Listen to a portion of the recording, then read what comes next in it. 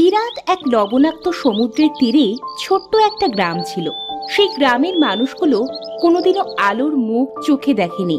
মানে গ্রামটি সব সময় মেঘের মতো অন্ধকার হয়ে থাকতো। ওই সমুদ্রে থাকতো একটা দানব, যার জন্য ভয়ে কেউ সমুদ্রের পাড়ে আসতো না। মা, আমাদের গ্রামের মানুষগুলা দানবটির এত ভয় কেন পায়? সত্যি কি এই লবণ পানির দানবকে কেউ দেখেছে? মানুষের মুখে মানুষ শুনেছে, কিন্তু আমরা তো কেউ কোনোদিনও তাকে দেখিনি। মানুষের শোনা কথায় কান দিতে নেই মা। তাছাড়া আমাদের এই গ্রামটি সব সময় এমন মেঘে ঢাকা থাকে কেন মা? জানি না রে মা, আমি তো এখানে এসে থেকে গ্রামটাকে এমনই দেখি। মনে হয় সবকিছু ওই দানবটার জন্যই হয়। তোরা দু ভাই বোন ওই সমুদ্রের ধারে কিন্তু যাবি না। এমন সময় বাড়িতে মিনার ভাই মহিন এসে তার মাকে বলল, মা, তুমি কি ওই লবণ পানির দানবকে এখনো বিশ্বাস করো? ওইসব দানব টানব বলতে কিছুই নেই। তোরা দু ভাই বোন আমার কোনো কথাই শুনিস না। যেদিন ওই দানবটার সামনে পড়বি সেদিন ঠিক বুঝতে পারবি। মা, আমি টিনাদের বাড়ি খেলতে যাচ্ছি, বাড়িতে ভালো লাগছে না। যা, কিন্তু তাড়াতাড়ি ফিরে আসিস।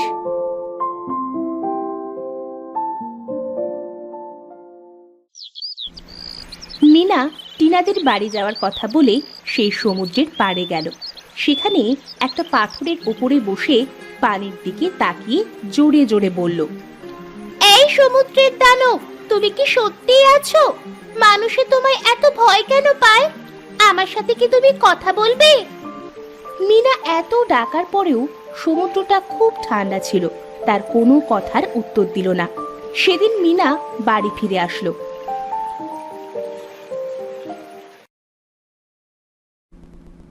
রাতে মিনার বাবা মা ও তারা দু ভাই বোন বসে খাচ্ছিল। তখন সমুদ্রের দিক থেকে বিকট আওয়াজে কেউ মিনাদের বাড়ি এসে থামলো। মিনারা সবাই বাইরে এসে দেখে, বাবা, এত বড় এটা কি? এটাই কি সেই সমুদ্রের দানব? মাগো মা, চোখটা একদম সবুজ। ওগো ওগো, চলো আমরা ঘরে যাই। একে দেখেই তো আমার ভয় লাগছে। তোমরা ঘরে যাও, দানবটিকে আমি দেখছি। তোরা সবাই দাঁড়া, আমি চলে গেলে তবেই তোরা ঘরে যাস। আমি তোদের মধ্যে যে কোনো একজনকে নিতে এসেছি। বল, তোদের ভেতরে কে আমার সাথে যাবে? মানে কি বলছো কি তুমি? আমরা কেউ তোমার সাথে যেতে চাই না। দানবটি মিনার বাবাকে ধরে বলল, তোদের বাবাকে নিয়ে গেলাম, পারলে আমার কাছ থেকে ফিরিয়ে আনিস। দয়া করে আমার বাবাকে ছেড়ে দাও, আমাকে নিয়ে চলো। স্যার দানব, আমাকে ছেড়ে দে বলছি। আমি যাব না তোর সাথে, ছেড়ে দে আমাকে। সবাই এত অনুরোধ করার পরেও দানবটি কারো কোনো কথা না শুনে মিনার বাবাকে নিয়ে চলে গেল। মিনাদের বাড়ির তো সবাই খুব ভেঙে পড়ল। এবার কি হবে? ওই দানবটা যে তোদের বাবাকে ধরে নিয়ে গেল। যদি তোর বাবাকে মেরে ফেলে? মা, তুমি কোনো চিন্তা করো না মা, আমরা ঠিকই ওই দানবের কাছ থেকে বাবাকে ফিরিয়ে আনবো। পরের দিন মিনাদের প্রতিবেশী অনেকে আসলো তাদের বাড়ি। পুরো গ্রাম তো এবার ভয়ে আতঙ্কে শিউরে উঠল। মিনার এক প্রতিবেশী দাদি বলল, দাদু ভাই, তোরা পারলে তোর বাবাকে ফিরিয়ে নিয়ে আয়। এই দানবটা যে অনেক দিন ধরে এই সমুদ্রে লবণ পানিতে থাকে। আমার বাবা দাদাদের আমলে শুনেছি, কিন্তু কোনোদিনও দেখি নাই। কিন্তু দাদি, বাবাকে আমরা পাবো কোথায়? দানবটা তো বললো বাবাকে ফিরিয়ে আনতে। ফিরিয়ে যখন আনতে বলেছে, দানবটা হয়তো তোর বাবার কোনো ক্ষতি করবে না। তোরা ভেবে দেখ যে কি করবি। সেদিন মিনা আর তার ভাই সমুদ্রের পাড়ে গেল। মিনা সমুদ্রের পাড়ে গিয়ে বলল, এই দানব, কোথায় তুমি? দয়া করে বেরিয়ে এসো, আমার বাবাকে ফিরিয়ে দাও। আমরা তো তোমার কোনো ক্ষতি করি নাই, তাহলে আমার বাবাকে কেন তুমি নিয়ে গেলে? তাদের এমন ভাবে কাঁদতে দেখে সমুদ্রের ভেতর থেকে একজন মৎস্যকন্যা বেরিয়ে এসে তাদের বলল, তোমাদের দুঃখ আমি বুঝতে পারছি। তোমাদের কান্নার শব্দে যে আমি আর পানির নিচে লুকিয়ে থাকতে পারলাম না। কে তুমি? তুমি কি আমার বাবাকে দেখেছো পানির নিচে? আমার বাবাকে একটা দানব নিয়ে গেছে। আমি জানি তোমার বাবা কোথায়। তুমি খুব সাহসী মেয়ে, তোমার মতো মেয়েকেই ওই দানবের দরকার। মানে আমাকে কেন ওই দানবের দরকার? সেটা তোমাকে ওই দানবটিই বলতে পারবে।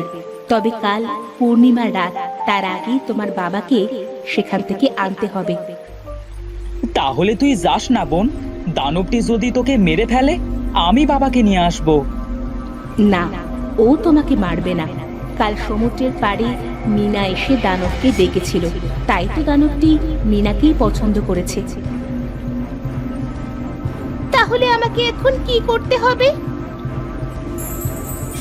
ওই যে উত্তর পাশে পানিতে যে গোল চক্র দেখতে পাচ্ছ, ওই গোল চক্রটি তোমার দানবটির আস্তানায় নিয়ে যাবে।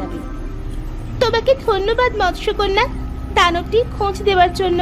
আমি এক্ষুনি যাচ্ছি আমার বাবাকে আনতে। ভাই চল। দাঁড়াও, তোমরা এই তরবারিটা রাখো, তোমাদের কাজে লাগতে পারে। মৎস্যকন্যা তাদের তরবারিটা দিয়ে পানির নিচে চলে গেল। আর এদিকে তারা দু ভাই বোন সাঁতার কাটতে কাটতে পানির গোল চক্রের কাছে চলে এলো। ভাই, আমাদের এই চক্রটির ভেতরে এবার যেতে হবে। তুই প্রস্তুত তো? হ্যাঁ বোন, আমি প্রস্তুত আছি।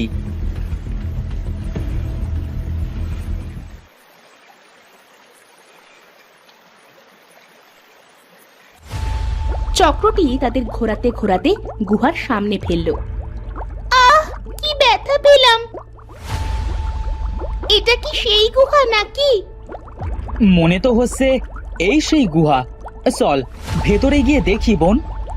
তারা ভেতরে যেতেই যাবে, তখন বড় একটা কুমির তাদের পথ আগলে দাঁড়িয়ে বলল, হ্যাঁ, এটাই সেই গুহা।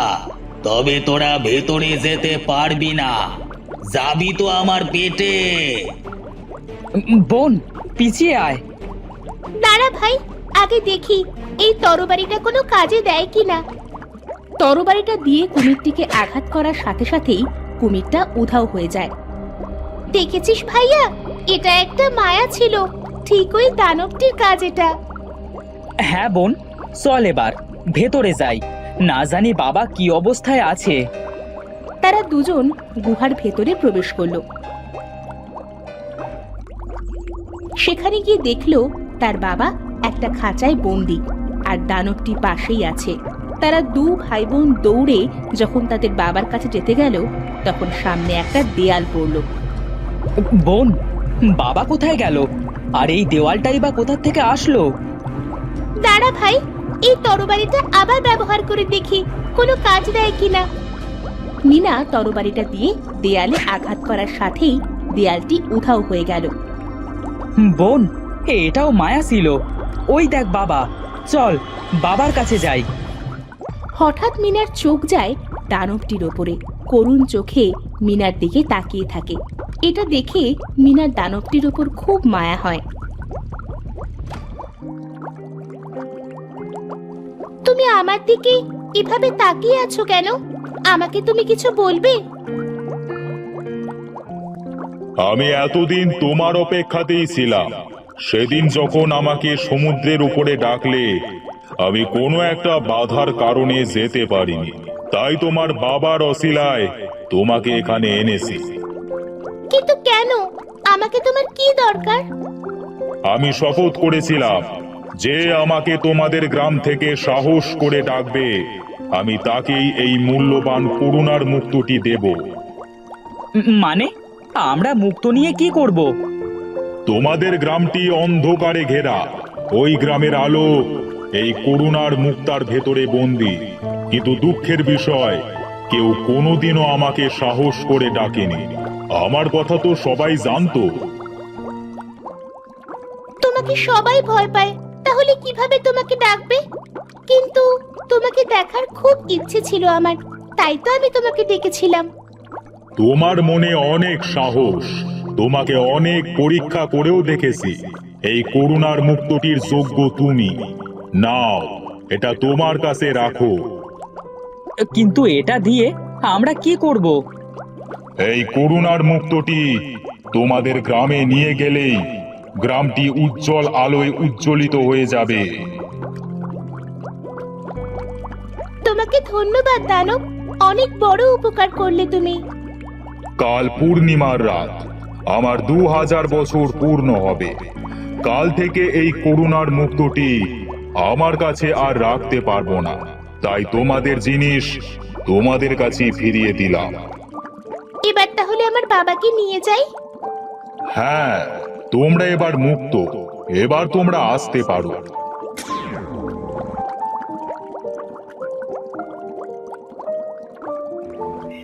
মিনা ও মহিন তার বাবাকে নিয়ে সমুদ্রের ওপারে উঠে আসলো।